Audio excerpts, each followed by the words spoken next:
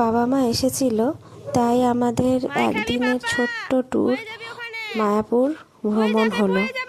আমরা আসলে সকালবেলাতেই বেরিয়েছিলাম, 7:30 পৌনে 8টার ট্রেন ধরেছিলাম। তো আমরা আসলে মানে যে উদ্দেশ্যে গেছিলাম সেটা ফুলফিল হলো না, তবুও একদিনের ঘোরা হলো। সবাই এখানে দেখো স্টেশনে দাঁড়িয়ে আছে, তো পাপাকে দেখতে, পাপাকে সামলাতেই সবাই ব্যস্ত, কিন্তু তার মধ্যেও আমরা আনন্দ খুঁজে বেড়াচ্ছি ওই পাপার মধ্যে, ঈশানের মধ্যেই। ট্রেন আসবে বলে সবাই ওয়েট করছিলাম, তারপর ট্রেন ধরে যথারীতি গন্তব্যস্থলে পৌঁছানো। আমার মানত ছিল এটা পোড়ামাতলা মন্দির।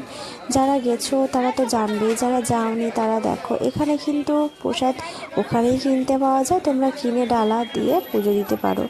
আবার কেউ যদি বাইরে থেকে ফল মিষ্টি নিয়ে যাবো তাও যেতে পারো, ফুলের মালা পাওয়া যায়। এটা একটা বিশাল বটবৃক্ষের তলায়, এখানে এটি একটি মায়ের সতীপীঠ।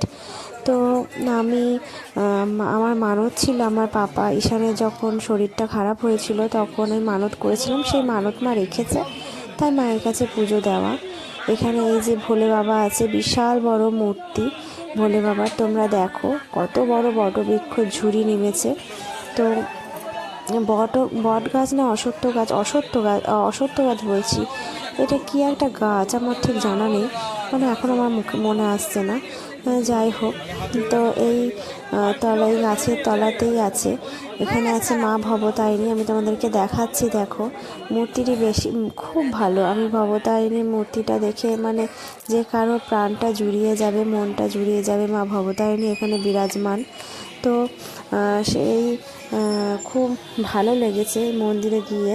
আমার এই নিয়ে বোধহয় 14-15 বার আসা আমার মায়াপুরে।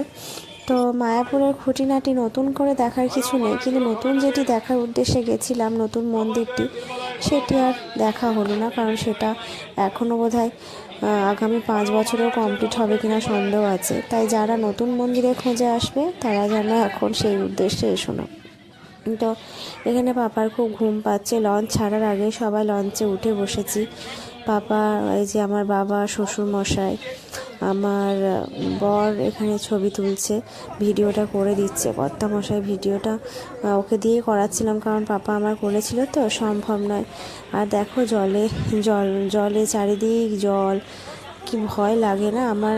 জলে নৌকায় উঠলেই আমার বোনের কথা খুব মনে পড়ে। আমার বোন নৌকায় খুব ভীতু, খুব ভয় পায়।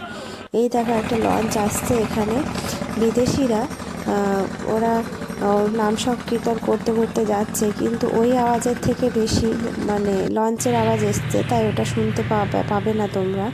এই লঞ্চ আমাদের ছেড়ে দিয়েছে, স্টিমার আর কি।